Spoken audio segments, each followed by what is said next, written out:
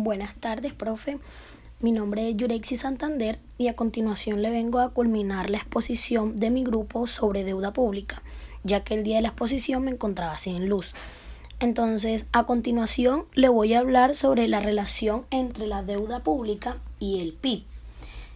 Todos sabemos que el PIB es el valor total de los bienes y servicios finales producidos por un país durante un tiempo definido, pues. Entonces, cuando hablamos de bienes finales, nos referimos a aquellos bienes y servicios que el consumidor final compra. Entonces, pues por otro lado, más que el valor absoluto de la deuda, un índice importante de la viabilidad económica y financiera de un estado o país es la relación entre la deuda pública y el Producto Interno Bruto, PIB. En cuanto a la relación entre la deuda pública y el PIB, hay 4 posibles situaciones en las que el Estado puede estar en un año determinado. En primera instancia, tenemos que si la tasa de crecimiento del PIB es menor que la tasa de interés de los bonos del gobierno y también hay un déficit primario como porcentaje del PIB en el sentido de que las salidas del Estado son mayores que los ingresos con relación al Producto Interno Bruto. En este caso, la relación entre la deuda y el PIB tiende a aumentar indefinidamente. Bueno, en segunda instancia, tenemos que la tasa de crecimiento del PIB es mayor que la tasa de interés de los bonos, pero todavía hay un déficit primario como porcentaje del PIB. Bueno, en este caso la relación deuda-PIB decrecerá hasta un cierto valor, que se llama estado estacionario. Si y solo si la relación de la deuda y el PIB es mayor que el estado de equilibrio inicial, en particular en este caso en que disminuye la relación entre deuda y PIB, es necesario que el PIB crezca a un ritmo suficiente como para hacer disminuir la diferencia y que el déficit primario sea tan pequeño como sea posible. Si la relación de deuda y PIB es menor que el estado de equilibrio inicial, este ratio siempre converge hacia el estado estacionario, pero en orden ascendente. En tercera instancia, tenemos que la tasa de crecimiento del Producto Interno Bruto es menor que la tasa de interés de los bonos, pero se ha producido por el aumento de impuestos. Entonces aquí hay un déficit primario y los ingresos son más que las salidas. En este caso, la relación deuda-PIB se reducirá y cancelará después de un tiempo determinado. Si, solo si, esta relación es menor que el estado de equilibrio inicial. En particular, en la disminución de la deuda y el PIB, la diferencia debe ser lo suficientemente pequeña y los ingresos lo suficientemente grandes. Por otro lado, si la relación de la deuda y el PIB es mayor que el estado de equilibrio inicial, el ratio tiende a aumentar indefinidamente. En cuarta y última instancia, pero no menos importante, la tasa de crecimiento del PIB es mayor que la tasa de interés de la deuda y se ha producido un aumento de impuestos. Los impuestos aumentaron, entonces hay un déficit primario y el ingreso es mayor que las salidas. En este caso, la relación deuda-PIB se reducirá rápidamente a cero. Profe, por otro lado, tenemos la deuda pública a través de los años. Este es como que un historial de la deuda pública que ha tenido Colombia, nuestro país, a raíz de los años. Entonces, aquí podemos observar en la tabla que tenemos una preocupación por la sostenibilidad, había una preocupación por la sostenibilidad de la deuda pública de nuestro país, la cual se exacerbó en el bienio 2002-2003, así como lo muestra aquí nuestra tabla, el cual llegó en promedio a casi el 50% del Producto Interno Bruto. Esto fue estructurado por partes iguales entre deuda interna y deuda externa.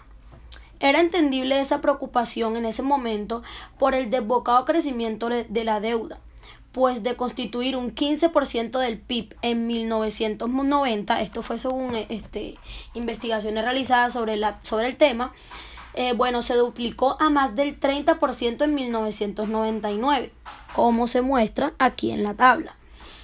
y en solo 3 años casi se duplica de nuevo al casi llegar al 50% del PIB en el año 2002, como lo mencioné anteriormente, situándose exactamente en 47,55%, que lo cual se lleva al 48%, que vendría siendo casi un 50%. Entonces, por otro lado, a partir del ejercicio de 2004, la deuda pública como proporción del Producto Interno Bruto registró un paulatino descenso hasta situarse en 32% en 2008, año en que estalló la crisis financiera internacional. También si miramos las tablas, o sea, la tabla aquí representada, podemos ver la evolución de la deuda pública en Colombia, como lo dije anteriormente. Esta ha crecido desde 2009 en términos de deuda global, cuando fue de 59.043 millones de euros, y también en porcentaje del PIB fue del 35,39%, como lo muestra nuestra tabla presente. Al pasar de los años, bueno, por otro lado, según el último dato publicado, la deuda per cápita en Colombia en 2019 fue de 3.000 euros por habitante. Aquí ya vamos a enfocarnos más por la deuda que tiene Colombia con respecto a cada uno de sus habitantes. Entonces, en 2009 se situó en 3.000 euros por cada uno de los habitantes, valga la redundancia. En 2018 fue de 3.041 euros. Entonces aquí se puede ver que la deuda por habitante ha descendido en 41 euros con respecto al año 2018 y 2019. Es interesante mirar atrás para ver que en 2009 la deuda por persona era de 1.313 euros. Además de que tratar el tema en el segundo trimestre de 2010 es pertinente por varias razones. Vamos a desenglobar un poquito este tema sobre el año 2010 con respecto a la deuda que tenía Colombia en ese año. En primer lugar, pues porque el más grave problema económico del país es el desempleo, que según el DANE se ubicó en 13% en los primeros 3 meses del 2010, el mayor de la historia del país. O sea, este fue el mayor de la historia del país, el más alto también de América Latina, y a la luz de The Economist, el más elevado de los países más representativos del mundo, con excepción de España y Sudáfrica. Semejante reto que plantea el desempleo constituye presión social y práctica y política para el aumento sustancial del gasto público con fines contracíclicos. O sea, se sabe que en Colombia uno de los mayores déficits es el desempleo, y esto converge junto con la deuda pública.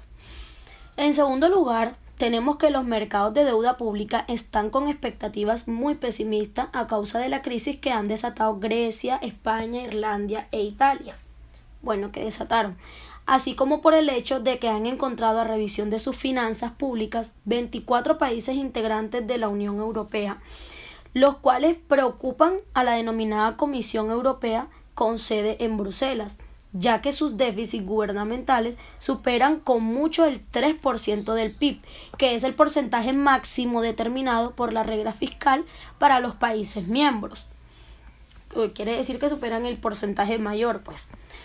También en tercer lugar, tenemos los inevitables ajustes fiscales, los cuales debilitarán a los países, lo que repercutirá desfavorablemente sobre la economía de Estados Unidos, el cual es el principal socio comercial de Colombia.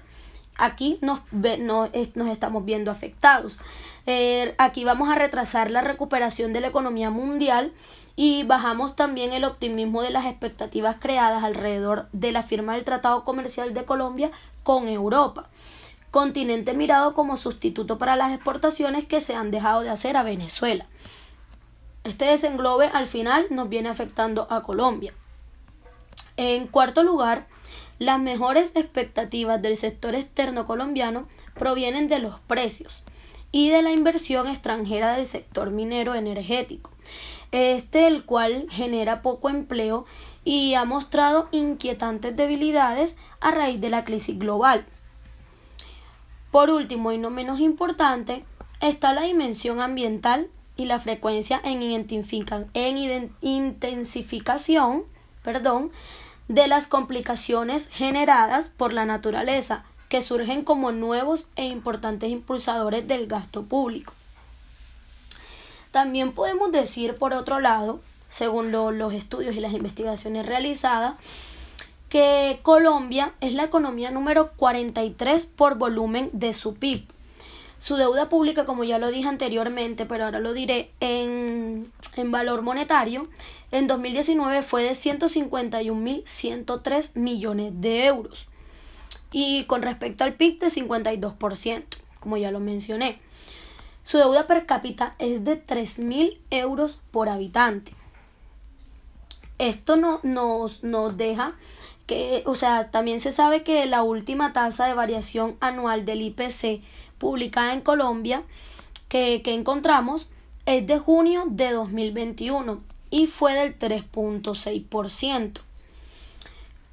Colombia destaca por estar entre los países con mayor tasa de desempleo del mundo. Esto para nadie es un secreto.